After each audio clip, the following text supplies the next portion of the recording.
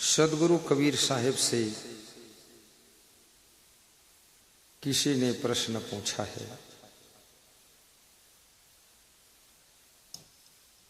कि मनुष्य का मन और मनुष्य के मन का स्वरूप कैसा है। कबीर साहब कहते हैं, ई मन चंचल, ई मन चोर, ई मन शुद्ध ठगहार, मन मन करते सुर नर मुनि जहड़े, मन के लक्ष्य द्वार। मन और माया दोनों के बीच में मनुष्य 100 वर्ष की जिंदगी जीने की कोशिश करता है। राम तेरी माया धुंध मचावे। कबीर साहब कहते हैं, राम तुम्हारी माया बहुत धुंध मचा रही। गति मत वाकी समझ परे नहीं, सुर नर मुनि ही नचावे। सुर यानी देवता, नर माने साधारण मनुष्य और मुनि माने साधु संत ऋषि, सबको ये माया नचा देती है। राम तेरी माया धुंध मचावे। और जिसके मन में माया का असर आ जाता है वो व्यक्ति धुंध करता है, दंद फंद करता है, उत्पात खुराफात फालतू बात करता है, वही शराब पीता है और वही पत्नी से भी मारपीट करता है, वही अपने माता पिता को छोड़कर दूर रहता है। और ऐसे माता पिता ही अपनी बहू से खूब झगड़ा भी करते, गम नहीं खाते। उनके मन के भीतर माया धुंध मचा रही है। जब सहन शक्ति कम होने लग जाए, गुस्सा ज्यादा आने लग जाए, तो समझ लेना माया तुमको अपने कंट्रोल में ले रही है। जब लोभ लालच ज्यादा बढ़ने लग जाए, अपने माँ बाप से भी नफरत होने लग जाए, बहन से बातचीत बंद हो जाए, भक्ति में मन न लगे और सत्संग से दूर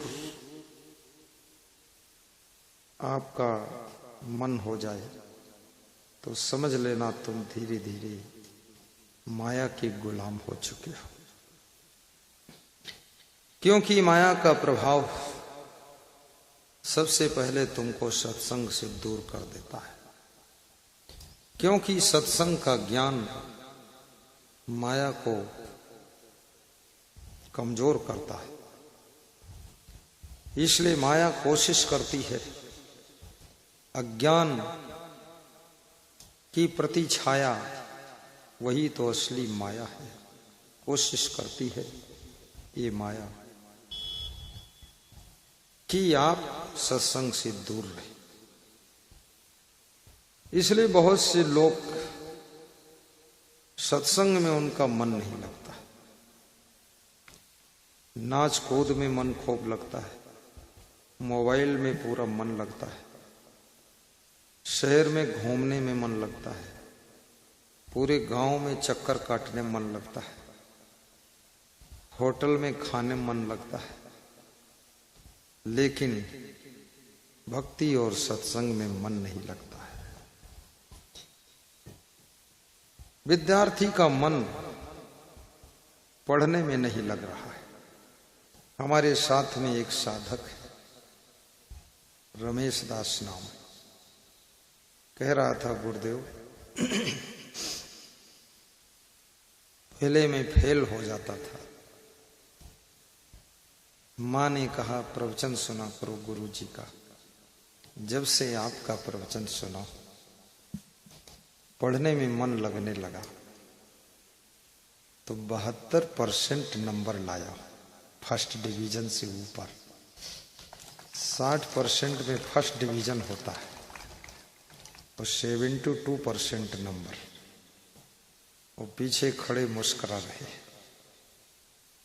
और ये भी कह रहे थे कि मैं माता पिता की बात भी नहीं मानता था, पहले थोड़ा मनमानी करता था, लेकिन अब मैं पूरी बात मानता हूं और मेरा मन होता मैं साधु बन जाऊं, मेरे छोटे भाई का मन होता मैं साधु बन जाऊं। अब वो रो रहा है मैं बनूंगा, अब मैं सोचता हूं मैं बनूंगा, और दो ही भाई हैं, दोनों बन गए तो घर कौन रहेगा। मैंने कहा घर में घर रहेगा और कौन रहेगा, तुम बनो साधु। साधु बनना, लोग मन की चंचलता के कारण ही साधु नहीं बन पाते। साधु बनने में सुख है, साधु से अधिक सुखी और कोई नहीं। साधु महासुखी है, साधु जो वास्तव में साधु है, जो आधा साधु आधा उपाधु है, वो तो दुखी है, वो सुखी नहीं। पूर्ण साधु जो है वो खूब सुखी है।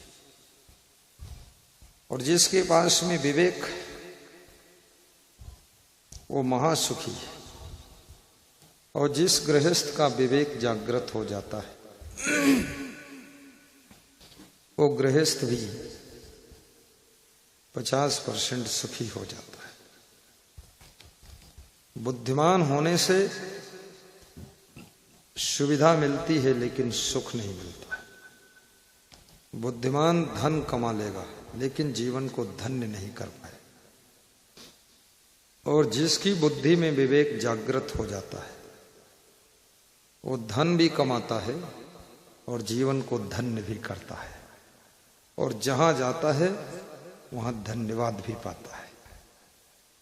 और जिसके पास विवेक नहीं है, वो जहां जाता है वहीं वाद विवाद में पड़ जाता है, क्योंकि उसके पास में विवेक नहीं। और जिसके पास विवेक नहीं होता है, उसका खाना पीना, उठना बैठना, चलना फिरना, खड़े होना सब उल्टा पलटा ही होता है, अलवा जलवा। छत्तीसगढ़िया भाषा में कहते हैं अलवा जलवा। यूपी में कहते हैं उल्लुल जुल्लुल।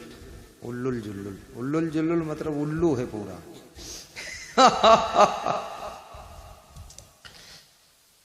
एक आदमी किसी के घर मेहमान बना, वो अपने घर से परेशान हो गया था, अपने गांव से परेशान हो गया था। कुछ लोग अपने घर से परेशान हैं, कुछ लोग अपने घरवाली से परेशान हैं। कितने लोगों की घरवाली भी बहुत खतरनाक है, बिल्कुल चंडिका का अवतार है। भोजन तो कम पकाती है, पति की खोपड़ी पका देती है, और हर समय टिल टिल टिल टिल करती रहती है। शादी से पहले मुस्कुराई थी, उसके बाद आज तक गुस्सा में ही है, खुश नहीं रहती। और जिसकी पत्नी खुश नहीं रहती, उसका पति बहुत दुखी रहता है। याद रखना, पत्नी की खुशी पति को भी खुशियों से भर देती है। पति की प्रसन्नता पत्नी को मगन कर देती है। पुत्र की खुशी माँ बाप को खुश कर देती है। बच्चों की खुशी बूढ़ों को भी आनंद दे जाती है। दादा दादी की मुस्कान पोता पोती को भी खुश करके आनंद से भर देती है। खुश रहने में पैसे तो नहीं खर्च होते, लेकिन जो लोग खुश रहते हैं उनको पैसे बहुत मिलते हैं। इसलिए पैसा चाहिए तो खुश रहो। किसको किसको पैसा चाहिए बोलो, हाथ उठाओ। किसी को नहीं चाहिए तो खूब रो धो दुखी रहो।